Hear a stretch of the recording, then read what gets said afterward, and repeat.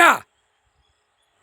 ஐயா கடவுளே, ஐயா வள்ளியிட்டார் பேசுகிறேன் ஐயா.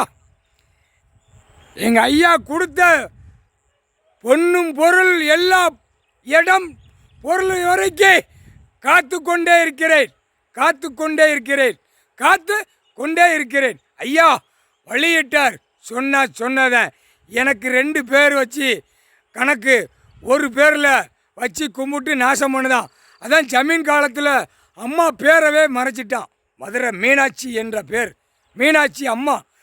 ஏற்கனவே கன்னியாகுமரியில் உள்ள 75 கிலோமீட்டரில் உள்ள நீங்கள் நீதி அரசராக ஆண்ட கணக்கு, நீதி அரசராக ஆண்டிங்க ஐயா.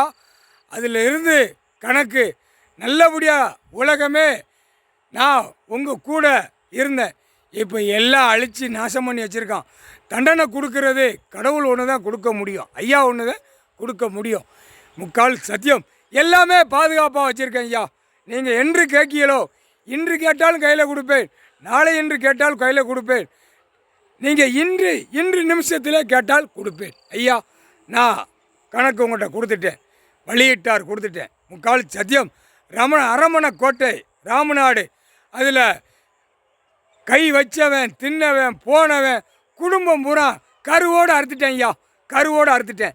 அதே மாதிரி ஜமீன் உள்ள கணக்கு சேட்டை பண்ணுவான்னு நீங்கள் என்கிட்ட சொன்னீங்க. சேட்டை பண்ணுவான், அழிச்சு எல்லாம் பூமியை பூரா அழிச்சிருவான்.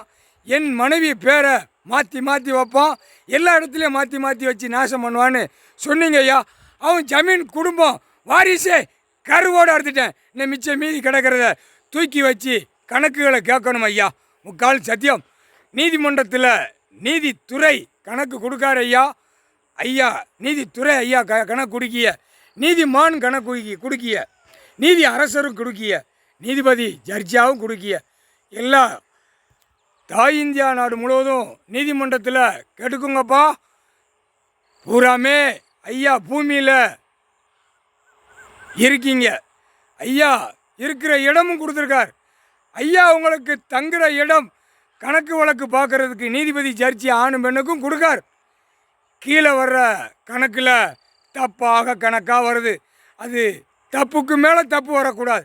நான் எனக்கு ஆர்டர் கொடுத்தா நான் லாயரும் பார்க்க மாட்டேன், கீழே அரசியல்வாதியும் பார்க்க மாட்டேன், கொன்னே ஓடுவேன். ஒற்று மிதி பறக்கும் குதிரையில் தான் வருவேன். எனக்கு என்னைக்கு ஆர்டர் கொடுக்காரோ அவனை சோழி முடுறா அப்படின்ட்டாருனா சோழியை முடிச்சிருவேன். புரிஞ்சிக்கோ, பறக்கும் குதிரை உலகமே சுற்றி வருவேன். எனக்கு தான் கொடுத்துருக்கார். பார்த்துக்கூடா ஏமா பார்த்துக்கூடா, நான் உட்கார்ந்த விட்டு என் கணக்கு என் கையில் கொடுறா அப்படின்னாரு. அதே மாதிரி ஐயா கையில் நான் கொடுத்துட்டேன். கடவுள் ஐயா கையில் கொடுத்துட்டேன் கணக்கை. பிள்ளைகள் 3 பிள்ளைகள். இதுதான் அவருக்கு உண்மையான அவர் உடம்பு சதுரங்கத்திலிருந்து பிறந்த பிள்ளைகள் 3 பிள்ளைகள்.